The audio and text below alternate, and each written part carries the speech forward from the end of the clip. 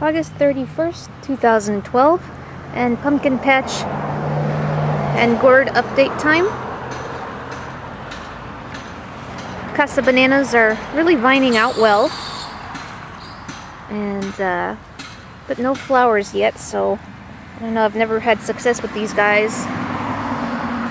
And the gourds and the passion vine are really getting intertwined.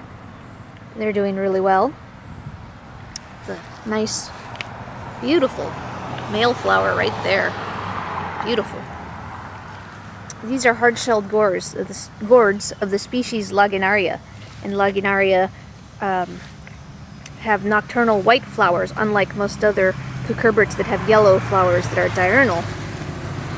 And I think that unknown gourd that came up but on its own, these guys are what are called pointed cannonball, as you can see. The name makes sense. I got this little birdhouse growing here. I don't know what I'll do with it. It's so little. A bird would not fit in there. And then there's this bigger one.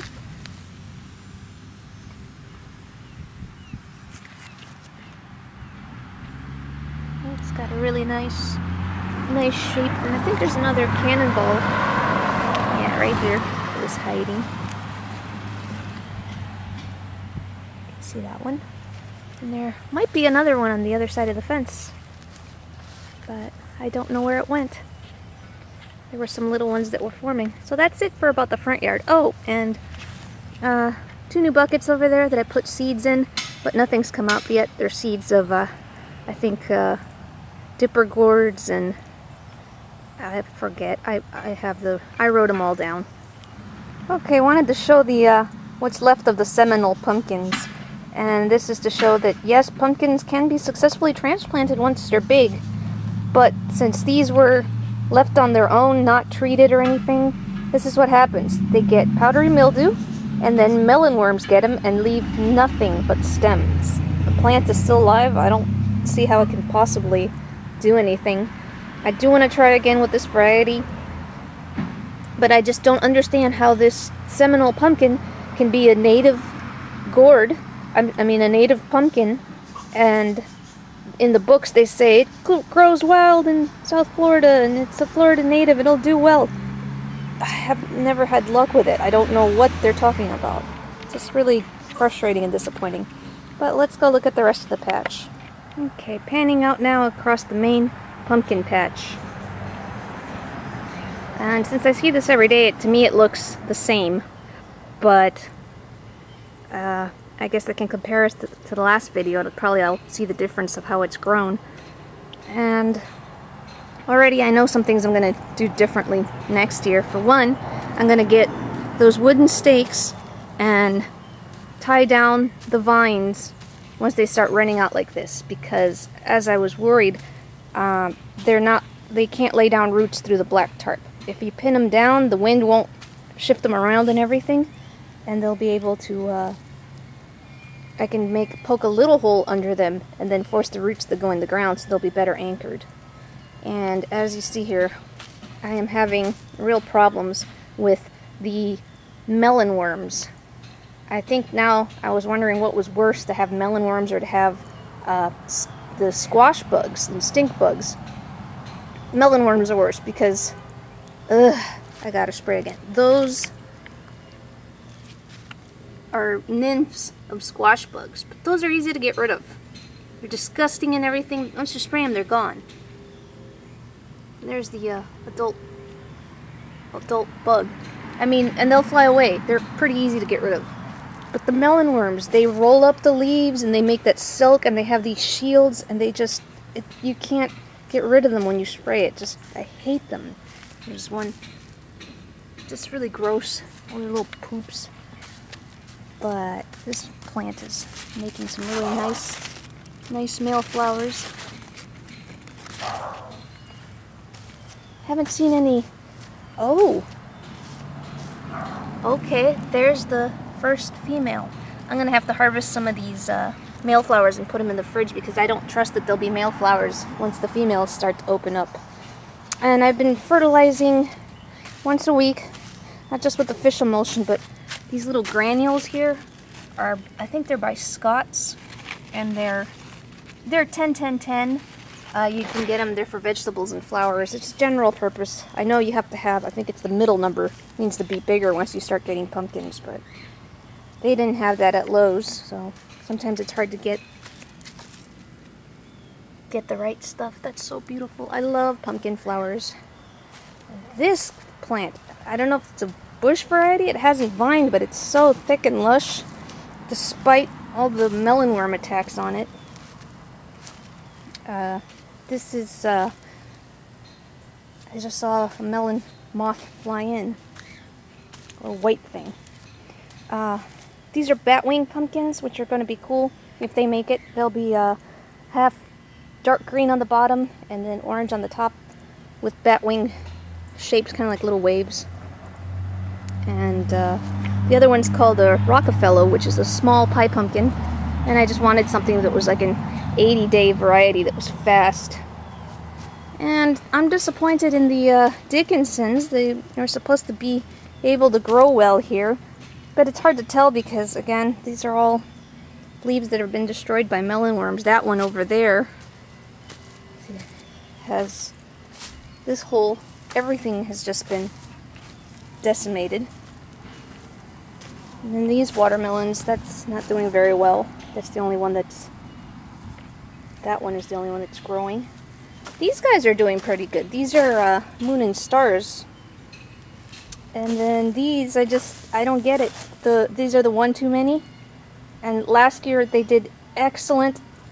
I only got pumpkins pretty much from these plants, and this year, nothing. It's weird how one year it can work and the next year there's nothing. And these were the Boston Marrows, and they all died except for that one. And I don't know.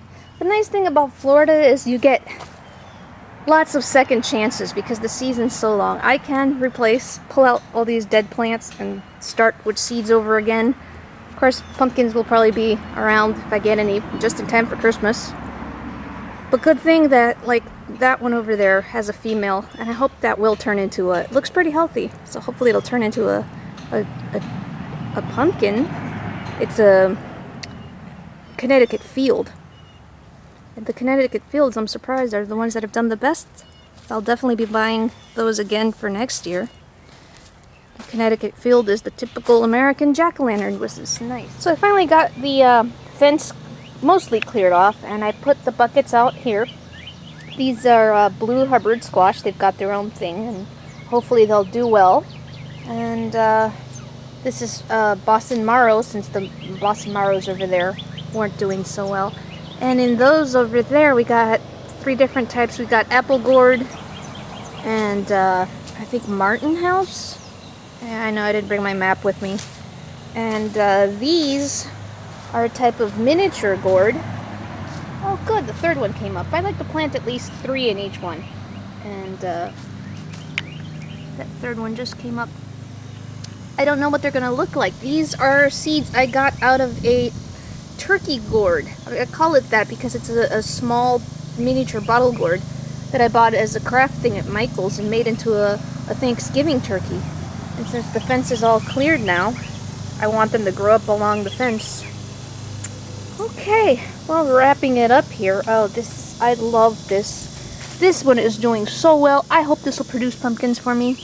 This is a polar bear, which is supposed to make big white pumpkins. I'd love to have a big white pumpkin. That'd be cool. Big white one and a decent sized orange one would make me very happy. And I just want to say that I know a lot of you have been having troubles and even failures in your gardens this year. Not just one person, I mean several of you guys I've been watching have been having just things dying, and I know what that's like and how you just want to give up and everything. I know. I started planting pumpkins in 2005 and have failed every single year up until the previous one. And when you finally get that success, it's just a wonderful thing. And I just want to tell you guys that, yeah, it sucks and you feel really bad about it, but don't give up. You gotta keep trying every year. Don't give up on Halloween. Don't give up on the pumpkins. And something I forgot to mention last year when I was talking about how I love this, and this is my Halloween garden, that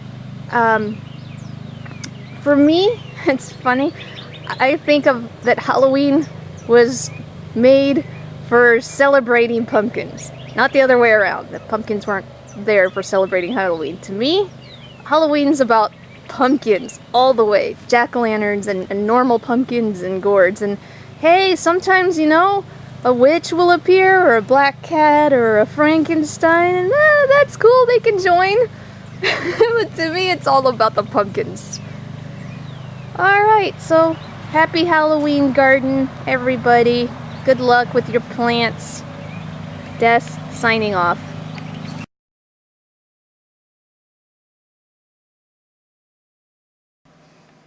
Okay, one last hidden little thing here.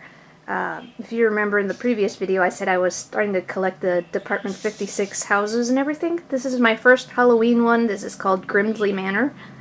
And I'm really impressed with all the detail on this. It's a cool 3-story haunted house. Like it was made in southern plantation style. It's got the leaves and the missing shingles, and a tree, and a rocking chair, and a pumpkin on the patio. You can't have a haunted house without a pumpkin. Standard issue. Yeah. And a welcome sign, because they're probably going to eat all the trick-or-treaters once they come. Let's hope so. Yeah, they're the candy. And neat little thing. All these. Oh, and I didn't know, but they have little bats hanging on different corners. There's a bat. There's one, and there's the last one. Let's see, I don't know if I can get it behind, but back there, there's a little creaky door. I can't see back there, but hopefully it showed up. And over here is a locked cellar, and you just wonder what they've got hiding in there. And I like how the fences are broken off by the attic here. You can imagine the Grimsleys walking around up there doing their thing. Little tree. That's one of my only complaints about this. One of my few complaints about this piece. It is a big piece, and when you go to pick it up, this tree is in the way, and it's very fragile. I can see how easily it can be broken. I have seen some listed that say complete except for broken tree. And my only other thing that I don't like is the gloss finish. I don't think haunted houses should be shiny and pretty. They should be opaque and dull and scary looking. And let's get the lights on. It's got 2 light bulbs inside. Got the orange, and then it's got a blue, like, lightning flash. Takes it a while, but there it goes. Turn off the lights. I think it'll still film.